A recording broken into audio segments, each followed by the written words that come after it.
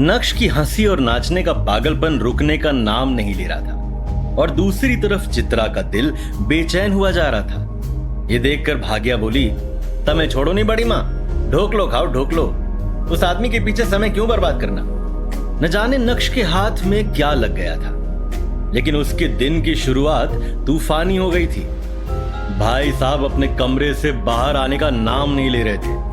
सुबह से शाम हो गई, लेकिन रह रहकर नक्श का पागलपन अभी भी सावेरी खानदान के घर में सुनाई दे रहा था। वो अलग बात है कि अब उस पागलपन को सुनने वाला कोई नहीं था। अगले दिन सुबह ऑफिस आवर्स शुरू होते ही नक्श भानुशाली ग्रुप के ऑफिस जा पहुंचा। अचानक नक्श को ऑफिस में देखकर भानुशाली ग्रुप के एम्प्लॉइज शॉक्ड रह गए और इसी के साथ उन्होंने फुसफुसाना शुरू कर दिया।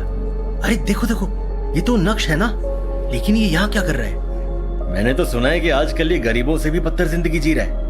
अभी लोगों के बीच में कानाफूसी चल ही रही थी कि तभी एक आदमी ने कहा, मुझे लगता है ये बड़े साहब से नौकरी मांगने आया है। एक तरफ भानुशाली ग्रुप के कुछ लोग नक्श का मजाक बना रहे थे, तो दूसरी तरफ कुछ ऐसे भी लोग थे जिन्हें नक्श के डैड पर बहुत भरोसा था और वो सभी नक्श को देखकर बहुत खुश थे। नक्श भी लोगों के हाव भाव देखकर समझ गया था कि सब उसके बारे में ही बात कर रहे हैं। सभी को इग्नोर करते हुए नक्श सीधा यशवर्धन भानुशाली के कैबिन के बाहर जाकर दरवाजा खुलने का इंतजार करने लगा और गहरी सांस लेते हुए मन ही मन बोला, अब आया है ऊंट पहाड़ के नीचे, यही सही समय है और इन्हें मेरी जरूरत है, मजा आना चाहिए। भले ही नक्श को कैबिन के बाहर से अंदर का कुछ भी नहीं दिख रहा था, लेकिन कैबिन में बैठे यशवर्धन को भी नक्श का बड़ी बेसब्री से इंतजार था। उन्होंने जैसे ही अपने कैबिन पर किसी के आने की आहट सुनी, वो फौरन अपनी कुर्सी से उठकर कैबिन से बाहर देखने की कोशिश करने लगे। फिर कुछ सोचने के बाद दरवाजा खोलने पहुंच गए।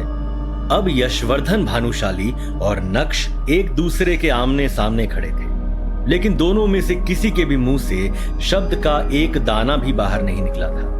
यशवर्धन और नक्श की इस मीटिंग को देखकर ऑफिस के बाकी एम्प्लॉइज भी हैरान हो गए कि अब आगे क्या होगा।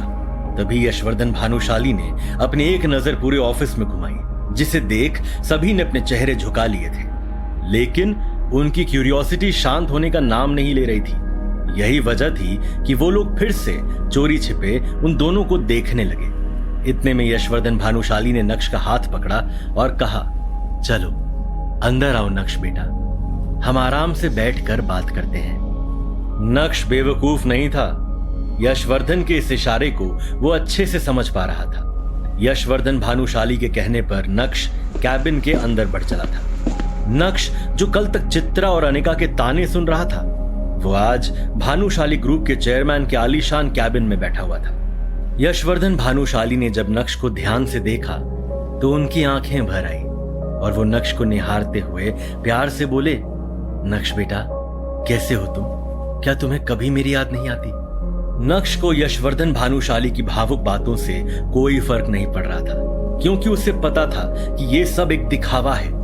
इसलिए वो बड़े ही सरल और सीधे अंदाज में बोला, मेरे ख्याल में हमें अब सीधा काम की बात पर आना चाहिए। ये सब बातें तो आप कल मुझसे कर ही चुके हैं मिस्टर भानुशाली।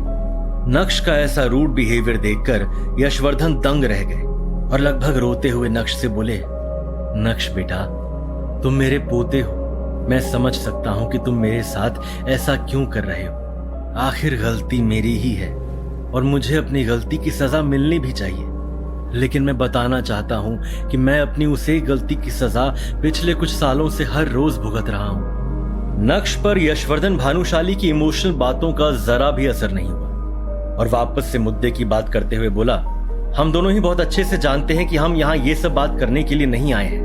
बेहतर होगा कि आप डायरेक्ट काम की बात करें, नहीं तो मैं चलता हूं। इतना कहते ही नक्श अपनी कुर्सी से उठकर जाने लगा कि तभी यशवर्धन ने उसका हाथ पकड़ लिया और हड़बड़ाते हुए बोले, नक्श बेटा प्लीज मत जाओ, भानुशाली ग्रुप को तुम्हारी जरूरत है, मुझे तुम्हारी जरूरत है।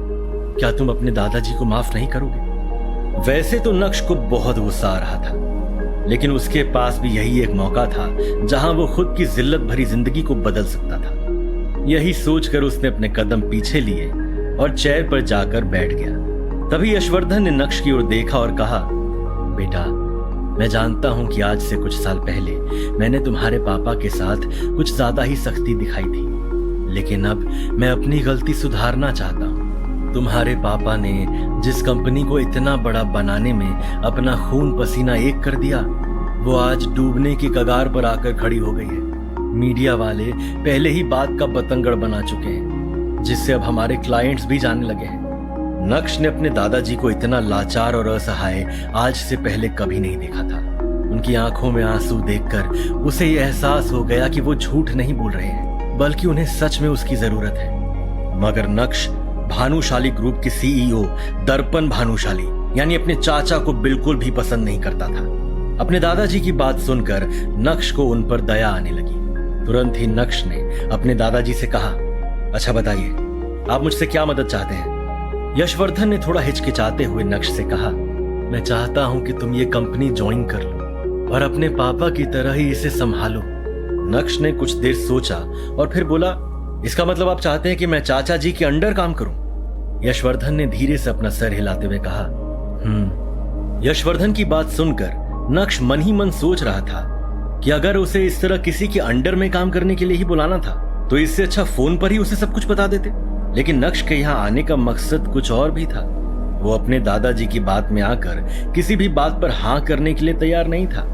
इसलिए नक्श ने सर उठाकर अपने दादाजी से कहा, दादाजी यहाँ बात कंपनी और आपके फायदे की है, इसलिए रिश्ते, नाते और पछतावा जैसे शब्दों को हम जरा पीछे छोड़ दें तो बेहतर होगा। मैं आपकी परेशानी दूर करने के लिए तैयार हूं, पर उसके बदले में आपको भी मेरे लिए कुछ ऐसा करना होगा जो मुझे खुशी दे सके, मेरा और मेरे डैड का खोया हुआ सम्मान लौटा सके। मैं आपसे ज्यादा कुछ नहीं चाहता, बस समय समय पर आपको मेरी कुछ शर्तें पूरी करनी होगी और बदले में आपको मुझसे जो चाहिए वो मैं आपको देता रहूंगा। नक्श के मुंह से शर्त वाली बात सुनकर यशवर्धन चौंक गए। उन्होंने भौहें चढ़ाते हुए नक्श से कहा, शर्तें? अब तुम अपनों के सामने शर्तें रखोगे? नक्श ने मुस्कुराते हुए अपने दादाजी से कहा, तो क्या है ना दादाजी, पिछले 2.5 साल में मैंने जिंदगी की कई ठोकरें खाकर यही सीखा है कि इस दुनिया में सीधा और ईमानदार बनकर रहना सबसे मुश्किल काम है। इसलिए अब मुझे भी आज की दुनिया के तौर तरीकों के हिसाब से ही बात करनी पड़ेगी। शायद इसी में मेरी भलाई है, और वैसे भी जरूरत आपको है मेरी, मुझे आपकी कोई जरूरत नहीं। नक्श की तीखी बातें सुनकर यशवर्धन भानुशाली सकपका गए। तुरंत ही उन्होंने नक्श से पूछा, अच्छा बताओ, तुम मुझसे क्या चाहते हो? ये सवाल सुनकर नक्श के चेहरे पर चालाकी वाली मुस्कान आ गई, लेकिन अपने इमोशंस को कंट्रोल में रखते हुए नक्श ने अपनी पहली शर्त सामने रखी। मेरी पहली शर्त है कि अगर मैं ये कंपनी वापस ज्वाइन करता हूं तो इस कंपनी का नया सीईओ मैं बनूंगा। नक्श की पहली शर्त ने ही यशवर्धन को झटका दे डाला और वो चौंकते हुए बोले, क्या? ये क्या कह रहे हो तुम? नक्श, तुम अपने चाचा की जगह कैसे ले सकते हो? नक्श ने जब अपने दादाजी की बात सुनी तो उसने मुस्कुराकर तंज कसते हुए कहा, ठीक वैसे ही जैसे चाचा जी ने मेरे डैड की जगह ली।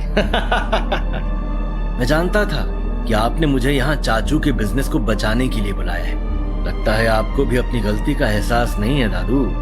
नक्श की बात सुनकर उसके दादाजी ने कुछ देर सोचा और कहा, ऐसी बात नहीं है बेटा, लेकिन। और इसी के साथ यशवर्धन सोच में पड़ गए। होश संभालने के बाद यशवर्धन ने कहा, अच्छा ये बताओ कि तुम्हारी बाकी की शर्तें क्या हैं? नक्श ने अपनी दूसरी शर्त बताते हुए कहा, मेरी दूसरी शर्त है कि मैं कंपनी में वापस तभी आऊंगा जब मुझे काम करने की पूरी फ्रीडम मिलेगी। मुझसे कोई सवाल नहीं करेगा। कंपनी का पैसा कहां जा रहा है, कहां से आ रहा है, ये सब कुछ मेरे जुरिस्डिक्शन में होगा। No if no but. शर्तें अभी खत्म नहीं हुई है और शायद कभी होगी भी नहीं। इस कंपनी को मेरे हिसाब से चलना होगा। नक्श की इस बात पर भी यशवर्धन कुछ देर के लिए हिचकिचाए, लेकिन फिर बोले, तुम्हारी शर्तें सुनकर लग रहा है कि जैसे तुम मुझसे कोई बदला ले रहे हो, लेकिन मुझे तुम्हारी ये शर्तें मंजूर हैं। मौके के दस्तूर को नक्श अपने हाथों से नहीं जाने दे सकता था, इसलिए आज कठोर होकर उसने दिल की सारी भड़ास अपने दादाजी के सामने बाहर निकाल दी थी। और किस्मत देखिए, आज समय भी नक्श का साथ देते हुए नजर आ रहा था। नक्श का ये रूप यशवर्धन ने पहली बार देखा था।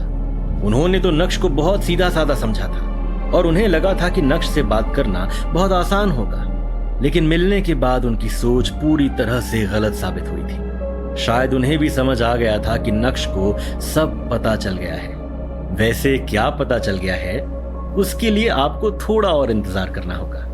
यशवर्धन ने अपनी टेबल पर रखा पानी का गिलास उठाया और पानी पीने के बाद नक्श से कहा, मैं नहीं जानता कि तुम्हारी इन शर्तों से तुम्हारे चाचा पर क्या असर पड़ेगा, लेकिन सच बताऊं तो मेरे पास और कोई ऑप्शन भी नहीं है। तुम अगले हफ्ते से भानुशाली ग्रुप के नए सीईओ की पोस्ट पर ज्वाइन कर सकते हो। बात खत्म होते ही यशवर्धन ने सर झुका लिया, लेकिन नक्श भी वहां पूरी तैयारी के साथ आया था। इसलिए नक्श ने अपने दादाजी के सामने एक अग्रीमेंट पेपर रखा और उसे साइन करने के लिए कहा। अग्रीमेंट पेपर देखते ही यशवर्धन ने अपनी नजर उठाई और नक्श से कहा, यह क्या है? क्या तुम्हें मुझ पर भरोसा नहीं? नक्श ने बिना किसी इमोशन के अपनी बात सामने रखी। जो कुछ भी मेरे परिवार के साथ हुआ है, उसके बाद मैं आपके साइन पर ही सिर्फ भरोसा कर सकता हूं, और इस पेपर की मैं एक कॉपी भी लेकर आया हूं। आप जल्द से जल्द फॉर्मेलिटीज पूरी कर दें और मेरी बात को दिल पर ना लें। आखिर आप मेरे दादाजी हैं, इतना तो आप अपने पोते के लिए कर सकते हैं। शायद आपका पछतावा भी कम हो जाएगा। नक्श की बात सुनकर यशवर्धन ने पेन उठाया और उस अग्रीमेंट पेपर पर साइन कर दिया। मुस्कुराते हुए नक्श भी कैबिन से बाहर चला आया और जाते जाते अग्रीमेंट पेपर की कॉपी को यशवर्धन के हाथ में थमा चुका था। ऑफिस से बाहर आते ही नक्श के चेहरे पर एक अजीब खुशी थी। 4 साल पहले कॉलेज पास आउट होने के बाद जब नक्श ने अनिका के पापा के साथ काम करना शुरू किया था, तब सिर्फ अनिका के पापा ही थे जो ये जानते थे कि नक्श का पूरा नाम नक्श भानुशाली है। इतना ही नहीं, कॉलेज की पढ़ाई के दौरान उसके दोस्तों को भी उसके बारे में कोई जानकारी नहीं थी। अनिका के पापा के साथ काम करते वक्त नक्श की मुलाकात अनिका से हुई और पहली नजर में ही वो अपना दिल खो बैठा। लेकिन उसे क्या पता था कि इतना प्यार होने के बाद भी जब वो अनिका से शादी करेगा, तब उसे उस शादी में एक जिल्लत की जिंदगी के अलावा और कुछ नहीं मिलेगा।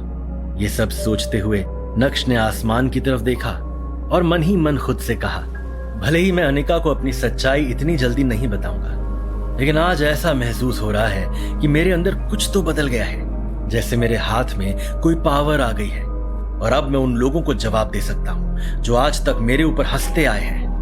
बगावत की शुरुआत हो गई है और अब आगे आगे देखो होता है क्या। दूसरी तरफ घर पर अनिका और चित्रा इस बात को लेकर हैरान थे कि नक्श उन्हें बिना बताए अचानक कहां गायब हो गया। चित्रा सोफे पर बैठी टीवी देख रही थी और अनिका एक कोने में बैठी लैपटॉप पर अपने ऑफिस का कुछ काम कर रही थी। अनिका ने चित्रा से कहा, मम्मी, नक्श कहां है? क्या आपको कुछ बता कर गया है? चित्रा ने अनिका की बात का जवाब देते हुए कहा, मने खबर न थी, कल से उसका रूप बदल सा गया है। राक्षसों की तरह हंस रहा है, नाच रहा है। किसी को उसके बारे में कुछ नहीं पता। अनिका, वो मनचला होता जा रहा है। मुझे लगता है कि उसे लाइन पर लाना ही पड़ेगा। लाइन पर लाना पड़ेगा? यानी चित्रा और अनिका मिलकर नक्श के साथ क्या करने का सोच रहे थे? और क्या वो नक्श का अब कुछ बिगाड़ भी पाएंगे? नक्श के बारे में तो ना तो अनिका कुछ जानती थी और ना ही नक्श के दोस्त। आखिर इसकी क्या वजह रही होगी? क्या नक्श को भी साइलेंट और वायलेंट रहना पसंद था? वैसे नक्श के नाचने और राक्षस की तरह हंसने के पीछे का क्या कारण था? क्या लॉटरी लग गई थी भाई साहब की? जानने के लिए सुनिए Insta Empire, only on Pocket FM।